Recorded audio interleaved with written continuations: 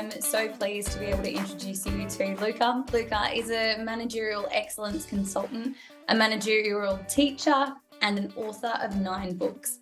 He has spoken at conferences such as Nudgedoc, the largest behavioural sciences conference, and has been a guest of numerous podcasts, including Econ Talk. Luca also ran the Antifragile Organization's course and regularly teaches at Genova University's Masters in Industrial Plant Engineering and Technologies program. Luca graduated as an automotive engineer. He previously worked in DuPont's consulting business and led a not-for-profit organisation in the field of education. He divides his time between Singapore and his hometown of Turin, Italy. Welcome, Luca. Thank you so much for joining us today. We are very honoured to have you here. Thank you, Alex, for inviting me. To kickstart us off, can you explain to us the concept of antifragility, please? Yes, teams can react in 3 ways to problems. Fragile teams thrive when things go well, but as soon as there is a problem, things go downhill very fast. Then you have robust teams, which are able to react relatively well to problems. When there is a problem, things stay relatively stable, but they don't improve. And then you have antifragile teams in which when there is a problem, they improve. So it's not just from fragile to robust, but it's the opposite of fragile. Fragile suffers from problems, antifragile benefits from problems. Right. And so how does antifragility differ from resilience and robustness? So resilience and robustness mostly mean no downside from problems. Antifragility means upside from problems. You can see it because many companies, they have problems every day, every week, and things seems to be stable. And the problems, maybe there are even the same problems every month. There is no progress. And instead, in antifragile organizations, problems are the fuel of progress. Why? Because problems are signals that some adaptations need to be made. Problems are signals for opportunities to be taken. And antifragile teams and organizations are able to take those signals to adapt and therefore become better and grab those opportunities and gain a sustainable advantage from competitors. How can individuals develop anti-fragile mindsets and skills for their professional lives? So for individuals, the main shift is to move from when we face a problem to curing its symptoms, and we move to curing its cause. Because very often we are all very busy, and when we see a problem, we just focus on making the problem go away by curing its symptoms. Instead, antifragile individuals, when they face a problem, they look for the root cause and they try to solve it. And very often, the root cause of a problem means that there was something we were doing that wasn't enough or wasn't appropriate. And if we start using problems as signals that we need to make some adaptations, very, very quickly we improve. And that basically means we start to become antifragile. Another thing is we all somehow use metrics, whether they are actually numeric. Maybe we measure our salary, number of people that follow us on social media, number of friends, all these kind of things, our health, how much we can lift at the gym, these kind of things. But sometimes we also use metrics without numbers, such as we check how much people like us and so on. Fragile and robust individuals, they tend to look at these kind of metrics that measure success. Antifragile individuals instead, they focus on metrics that measure the causes of success. So for example, they wouldn't look necessarily at their salary, or not only at their salary, but they will look at what causes a salary. For example, having skills, working in a growing field, and so on. And because they start looking at the causes of success, they are able to improve much faster, and they're able to do the things that will actually prevent problems in the long run.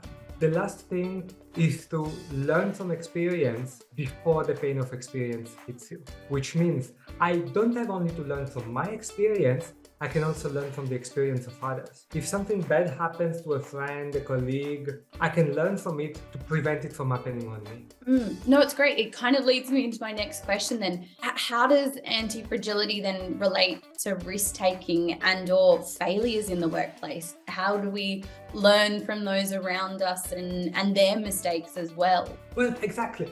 In the workplace, we very often learn from problems, but only after it's too late. Because problems, they grow the size that they need for us to acknowledge them.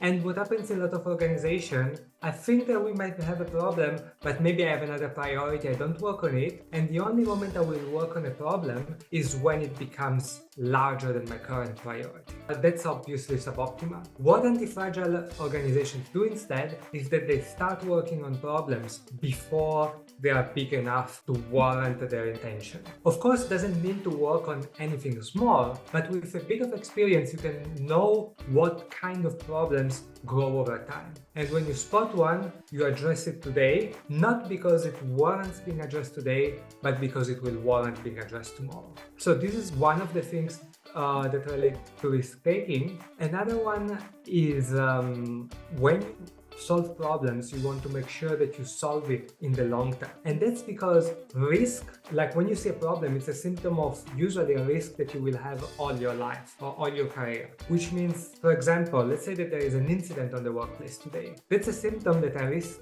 an incident today, I risk it tomorrow, I risk it next month. And it's also usually a symptom that I might risk an incident much larger tomorrow, next week, next month. And so if I see it happening, I should try to solve it not just for today, but I should try to solve it for all the foreseeable future. Same thing, when I see a competitor that has a risk, I need to ask me very hard if there is any reason for which the risk that just hit my competitor won't apply to me. And unless I have a very good answer, I should try to take action on that risk today, even if it doesn't seem to be here right now. Can you provide an example of a company that has successfully implemented anti-fragile principles in their culture or operations?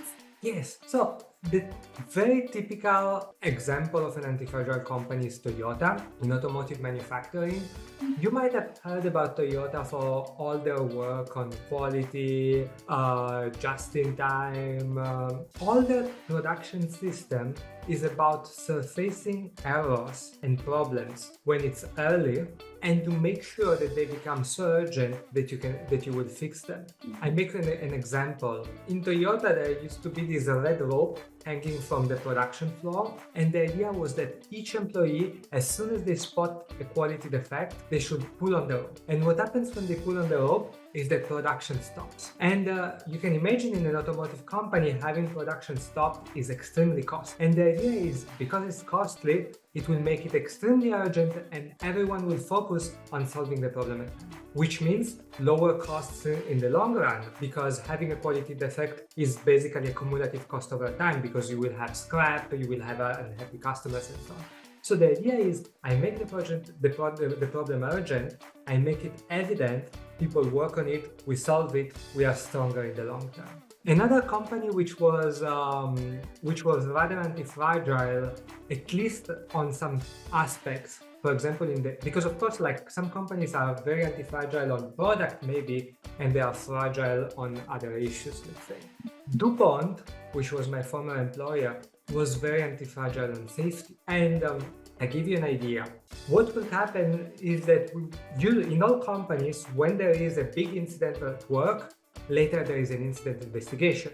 We try to learn what happened and we take actions to prevent it from happening. What was different in DuPont is that we would do incident investigations for everything, including near misses. Which means I slip on some liquid that's on the floor, but I don't fall. I maintain my equilibrium. Still, that will trigger an incident investigation. Of course, for small problems, incident investigations are not really formal. Like we will not fill a form, but we will just go through a checklist. Still, the idea is I learn from small problems, because when there is a small problem, there is a big problem in the future. And if I learn from the small problem, I won't be hurt by big problems. And that's an example of anti-fragility. With the rise of remote work and technological advancements, how do you see anti-fragility playing a role in the future of work?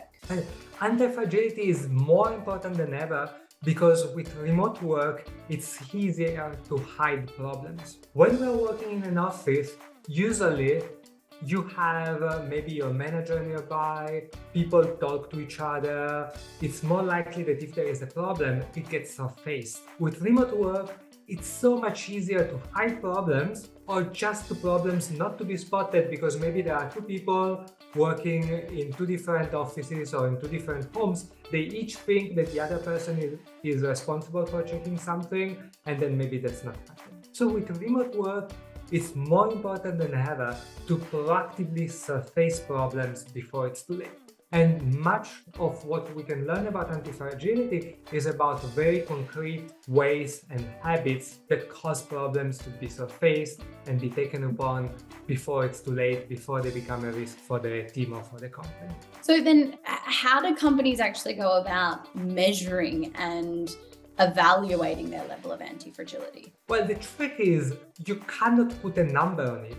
And if you try to put a number, you will forget something, or it's a number which is very easy to be gained. Instead, you should look at the red flags and green flags. For example, what are some red flags that your company might be fragile? Those include when someone raises a hand, the following events teach them that they should not raise a hand in the future.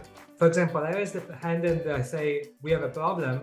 And then my manager tells me that this problem now it's my job to solve it, and maybe I have to work overtime, or maybe I get blamed even if I wasn't the one who caused the problem in the past. What do I learn? That the next time I say problem, I should just shut up.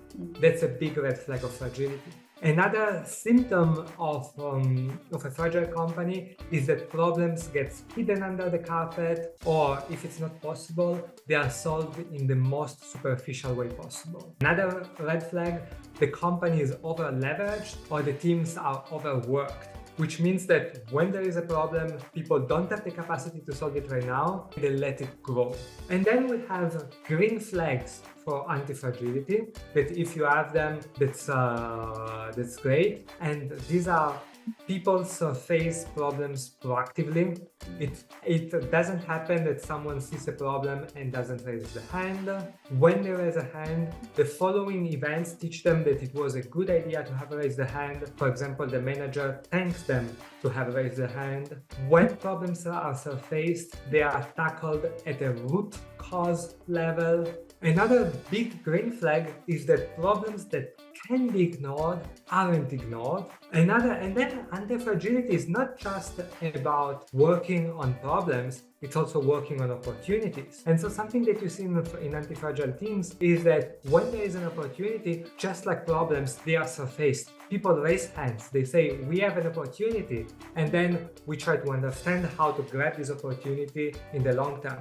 Because this is the thing that I really like about antifragility. You start teaching about surfacing problems, but it's exactly the same habits that will surface opportunities. And once you teach a team, for example, to raise a hand and say we have a problem, you also teach them to raise a hand and say we have an opportunity. When you teach them to analyze problems, you also teach them to analyze opportunity. And that's what causes antifragile teams to grow so much faster than other teams.